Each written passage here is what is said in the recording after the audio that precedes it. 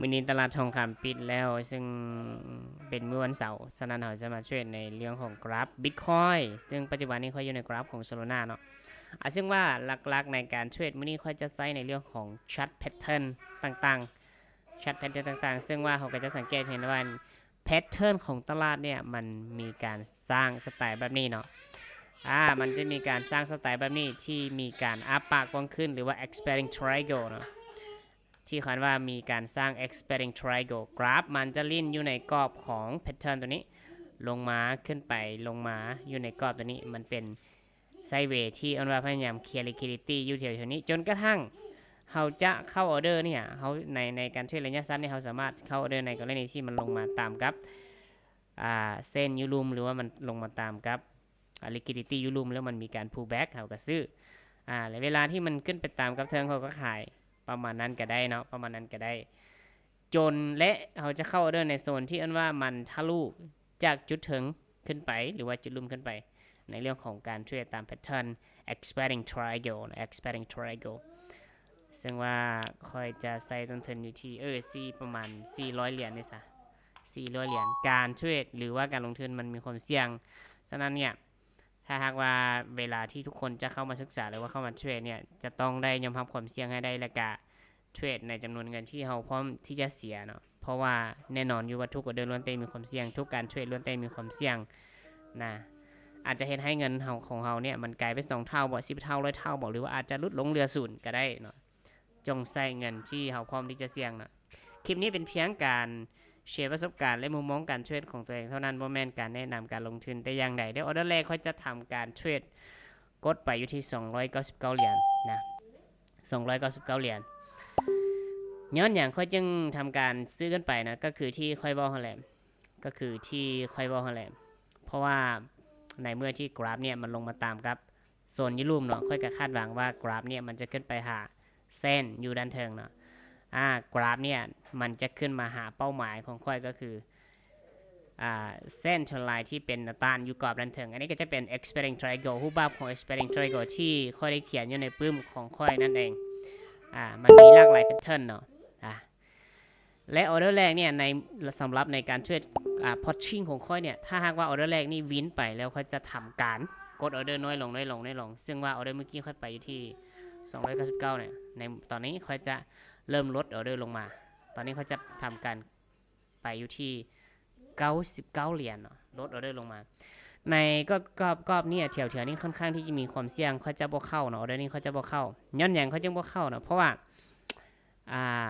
เฮากะมาเบิ่งเนาะยุ่นแถวๆนี้เขาจะสังเกตเห็นได้ว่ามัน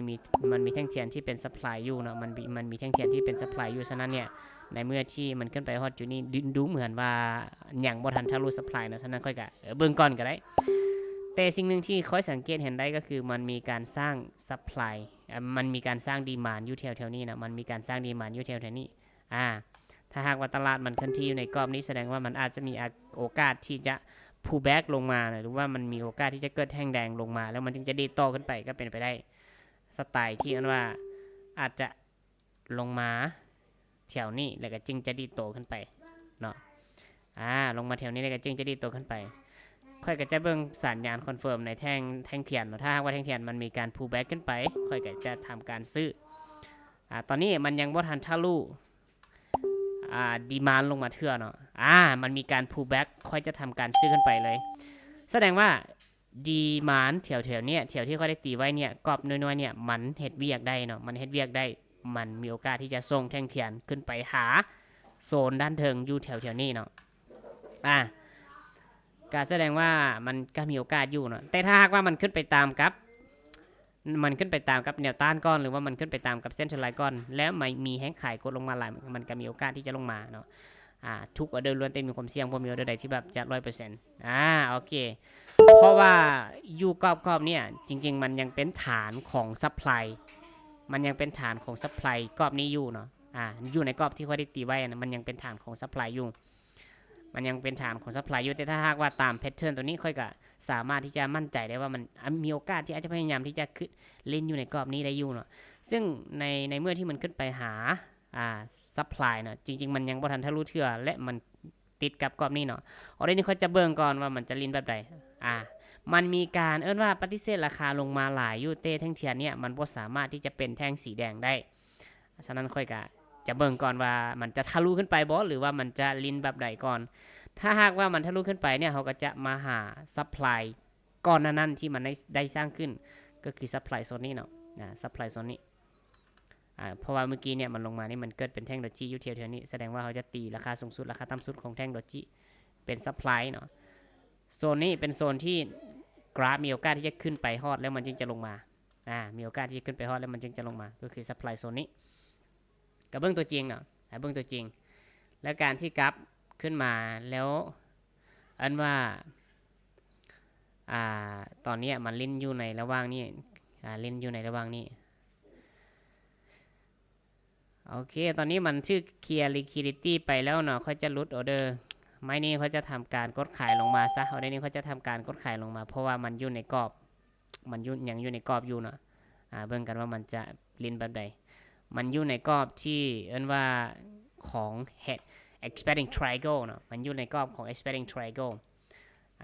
ฉะนั้นกค่อยก็จะทำการกดขายก็คือตามที่เขาว่าแหละมันขึ้นไปตามกับ expanding triangle แนวต้านอยู่เทิงเนี่ยมันก็มีโอกาสสูงที่จะลงมาเนาะมันมีโอกาสสูงที่จะลงมา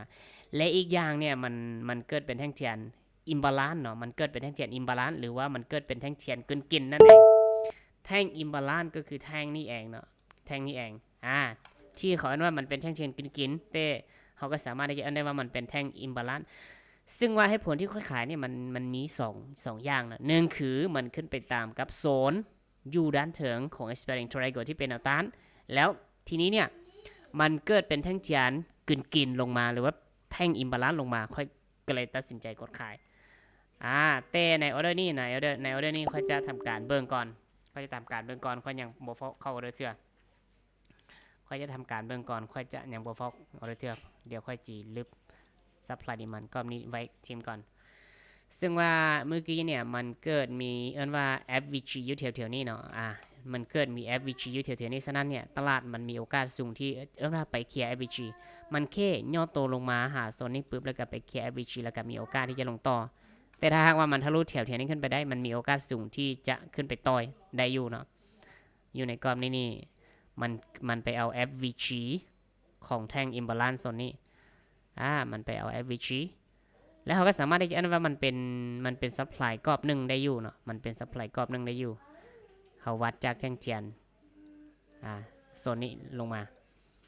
วัดจากแท่งเทียนนี่เนาะโอเคออเดอร์นี่มันทำการสร้างว่าเขาจะทำการก็ขายออเดอร์หนึ่งก่อนเป็นซัพพลายเขาจะว่ามันเป็นซัพพลายกรอบย่อยเนาะซัพพลาย SP ซะซัพพลายกรอบย่อยมันเป็นซัพพลายกรอบย่อยที่มันมีโอกาสที่อาจจะพยายามกดราคาของตลาดให้ลงมาได้เนาะซึ่งอยู่ในแถวๆนี้เป็นโซนที่ว่าค่อนข้างที่จะมีโอกาสลิ้นไซเวย์หลายอยู่มันบ่ยมลงมานะบ่ยมลงมาเขาก็จะมาเบิ่งว่ายูรูมเนี่ยมันมีอีหยังที่แบบน่าสนใจมันกราฟมันจึงบ่สามารถที่จะลงมาเขาก็สามารถที่จะมาตีฐานกรอบนี้ขึ้นไปเนาะแสดงว่าตลาดเนี่ยมันมีการเปลี่ยนแปลงโครงสร้างมันมีการเปลี่ยนแปลงโครงสร้างยกโลขึ้นไปในเมื่อที่ยกโลขึ้นไปแล้วมันเบรกโซนนี้ขึ้นไปได้เนาะมันเบรกโซนนี้ขึ้นไปได้แต่มันไปติดกับซัพพลายอยู่ถึงเขาจะรอในการทะลุซัพพลายก่อนซัพพลายโซนนี้มันเป็นโซนนึงที่ค่อนข้างว่าบ่ค่อยที่จะแข็งแรงปานใดนะแต่ค่อยมองว่ามีโอกาสที่มันจะมีการ pull back ลงมาก่อนอย่างเช่นกราฟเนี่ยมันมีการสร้างโลใหม่แล้วมันจะลงมามาติดซัพพลายกรอบนี้ติดซัพพลายกรอบนี้ค่อยจึงทำการซื้อขึ้นไปอยู่แถวๆนี้แต่ว่าเขาจะต้องรอแท่งเทียนคอนเฟิร์มก่อนตอนนี้มันลงมาตามกับดีมานด์ซัพพลายก็นั่นนี่มันกลายเป็นดีมานด์ไปแล้วเนาะซัพพลายก็นั่นเนี่ยแล้วมันมีโอกาสสูงที่อาจจะดันราคาขึ้นไปได้ต่อถ้าหากว่ามันทะลุแถวๆนี้ขึ้นไปหรือว่าถ้าหากว่ามันสามารถที่จะทะลุดีมานด์กรอบนี้ลงมาได้แสดงว่ามันจะเลือกทิศทางที่จะลงมาหาโซนนี้ได้เนาะกับเบื้องตัวจริงกันแหละไม้นี้เขาจะไปอยู่ที่110เนาะกับเบื้องตัวจริงเนาะเบื้องตัวจริงว่ามันจะลิ้นตามที่ค่อยคาดการณ์ท่านบอกผสานกับแนวโน้มผลตลาดโอเคเอาได้นี่ค่อยขาย โอเคค่อยจะทำการขายเพราะว่าค่อยมองว่าจริงๆตลาดยังมีโอกาสที่จะยังลิ้นอยู่ในกรอบของ aspiring triangle อยู่เนาะค่อยมองว่ายังมีโอกาสที่จะลิ้นอยู่ในกรอบของ aspiring triangle อยู่แถวๆนี้ค่อนข้างที่จะเสียวหลายเพราะว่าถ้าหากว่าเอามาเบิ่งโดยรวมเนี่ยมาเบิ่งโครงสร้างของตลาดโดยรวมอยู่แถวๆนี้เนี่ยมันมีหลายอย่างที่อันว่าค่อนข้างเสียวย้อนอย่างจึงบอกว่าค่อนข้างเสียวเพราะว่าเราจะสังเกตเห็นได้ว่าก่อนหน้านั้นเนี่ยตลาดเป็นรูปแบบของ aspiring triangle แต่ตอนนี้มันเริ่มที่จะมีการยกโลขึ้นสูงขึ้นไปเนาะมันมีการยกโลขึ้นไปถ้าหากว่ามันลุดโซนนี้ลงมาได้เนาะจะต้องเป็นการลุดแท่งเทียนลงมาเขาจึงสามารถที่จะอันว่าเป็นการสร้างบอสใหม่หรือว่าทะลุใหม่ตอนนี้เนี่ยมันลงมาทะลุนิดนึงแต่มันมีการยุ่งขึ้นไปแบบนี้ค่อนข้างที่จะเสียวค่อนข้างที่จะเสียวเหลือเกินเอาด้านนี้ค่อยจะบอเฝ้าไปเชื่อเพราะว่าแถวๆนี้เนี่ยค่อยยังมองว่ามีโอกาสที่จะขึ้นไปติดต่อโยนะถ้าหากว่าแท่งเทียนเวลาที่มันลงมาเนี่ยมันทะลุเป็นแท่งเทียนเต็มๆค่อยจะขายแต่มันมีการบริเซตราคาขึ้นไปค่อนข้างแข็งแรงแบบนี้นี่ค่อยกะบ่มั่นใจบันไดบ่มั่นใจบันไดมันจะขึ้นไป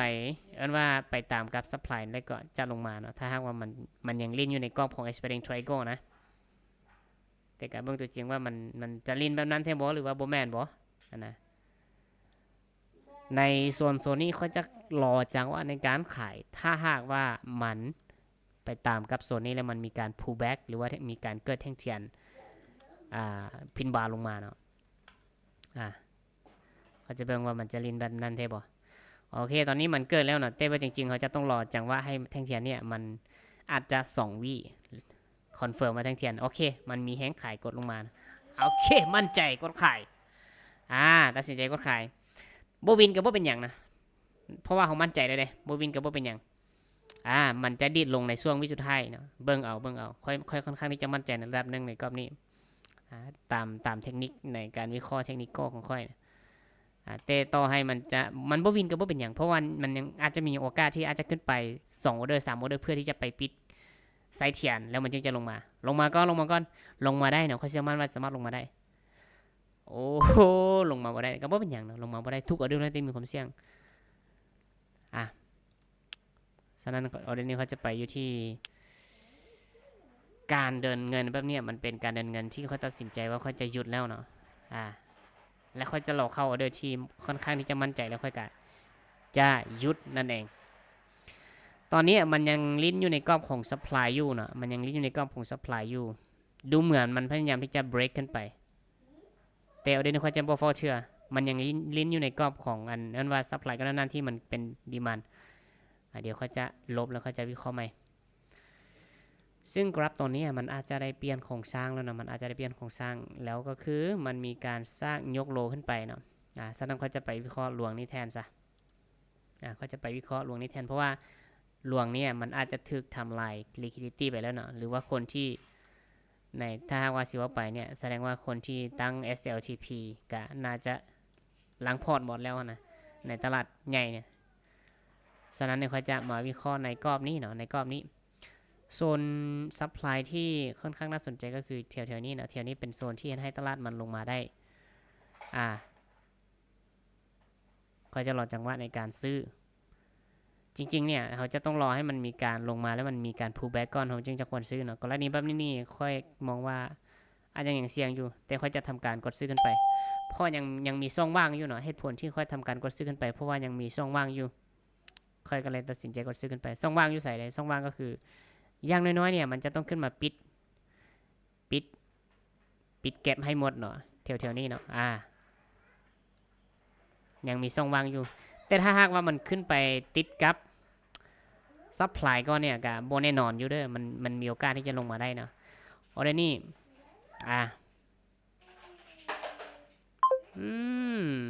อะไรวะเป็นออเดอร์สุดท้ายซะบ่ให้พลาดแล้วออเดอร์นี่นะ405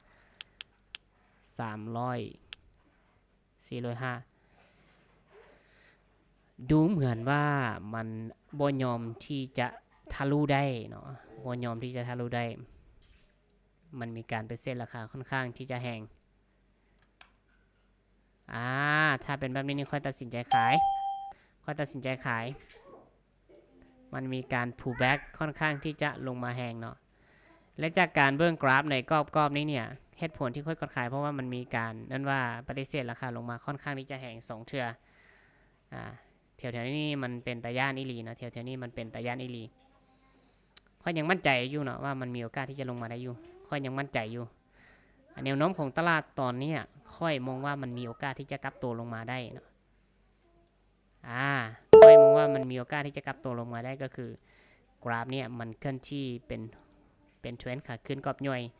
แต่ในเมื่อที่มาฮอตโซนนี้มันดูเหมือนบ่ยอมที่จะทะลุซัพพลายกรอบนี้แล้วมันพยายามลงมาแต่ยูรูมเนี่ยเขาการสังเกตเห็นได้ว่ามันมีแนวต้านเทรนของเทรนไลน์แฝงตัวอยู่ฉะนั้นมีโอกาสสูงที่แนวต้านกรอบนี้พยายามดันราคากราฟขึ้นไปแต่เมื่อกี้เนี่ยค่อยเหตุผลที่ค่อยเข้าขายก็เนื่องจากว่ามันมีการสร้าง price action ลงมาค่อนข้างที่จะไหลออเดอร์สุดท้ายแล้วมาถึงออเดอร์สุดท้ายแล้วออเดอร์นี้จะเป็นออเดอร์ตัดสินใจในการเทรดรอบนี้ซึ่งหลักการตอนนี้เราก็มีกำไรหลายจากที่เมื่อกี้เราใช้ต้นทุนเพียงแต่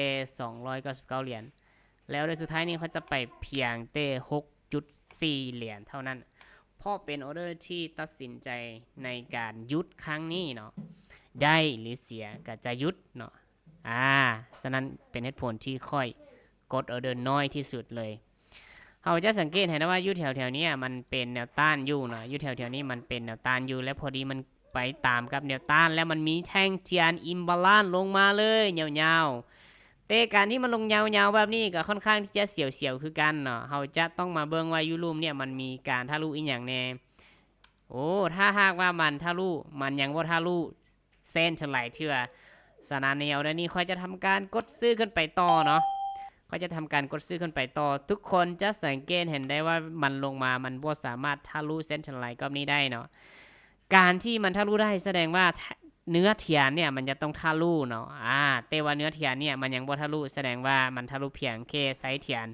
มันเป็นอีกอย่างที่มันยังมีแห่งซื้อดีดโอกาสที่แห่งซื้อจะดีดขึ้นไปอยู่เนาะแต่กับเบื้องตัวจริงนะออเดอร์นี้เสียค่อยกะยุดเนาะถ้าหากว่าตลาดเนี่ยดิดไปบ่ได้นะบ่ทันคือถ้าหากว่าตลาดเนี่ยมันในเมื่อที่มันทะลุแบบนี้ลงมานะมันมีโอกาสที่จะดันราคาไปทอดแถวๆนี้เลยมันจึงจะลงมาแบบนี้จากการวิเคราะห์ล่วงหน้าเนาะแต่ว่าค่อยสิยุดเพียงแต่เท่านี้ค่อยสิยุดเพียงแต่เท่านี้ถ้าหากว่าจะเข้าเลยนี่ค่อยจะเบิ่งถ้าหากว่าแท่งเทียนมันมีการไปเซลล์ลงมาหลายค่อยจะขายนะอยู่แถวๆนี้แต่ค่อยจะยุดเพียงแต่เท่านี้ในเรื่องของการเทรดเนี่ยเราจะต้องชัดเจนกับตัวเองและเราจะต้องบ่ต้องเทรดหลายในเมื่อที่เทรดได้ตามแผนก็จะยุดเนาะกับเบิ่งเดี๋ยวเบิ่งออเดอร์นี้ว่ามันจะไปตามที่ค่อยคาดการหรือว่าค่อยวิเคราะห์บ่จากการที่ค่อยมองนะว่ามันมีโอกาสที่จะแห้งขายจะเข้ามาควบคุมตลาดแห้งขายก็เข้ามาหลายอยู่แต่แห้งซื้อก็เข้าไปหลายอยู่คือกันเนาะในจังว่าแบบนี้นี่50-50อยู่เนาะโอเคแสดงว่าออเดอร์นี้มันก็ปิดแดงบ่ได้เนาะแห้งซื้อกันยังหลายอยู่ฉะนั้นมันเป็นอยู่แถวๆนี้มันอาจจะเป็นเพียงแค่การทะลุหลอกซื่อๆเนาะถ้าหากว่ามันสามารถที่จะกลับขึ้นไปได้แบบนี้ก็มีโอกาสที่จะขึ้นไปต่อได้สูงแล้วมันจะเคลื่อนที่เป็นรูปแบบของเทรนแบบนี้มันมีโอกาสที่จะพยายามขึ้นไปหาไฮที่ยูเทิงได้ยังเล่นอยู่ในกรอบของเทรนแบบนี้เนาะโอเคก็สำหรับคลิปนี้ก็เป็นเพียงเท่านี้นะการเทรดการลงทุนมันมีความเสี่ยงหลายจะต้องว่าเราจะต้องมีประสบการณ์อยู่ในตลาดโดนพอและก็อย่าโลภเนาะต่อให้เราเก่งสำใดก็ตามถ้าหากว่าเราโลภเนี่ยเราเป็นคนที่มีความโลภเนี่ยบอกเลยว่าตายทุกราย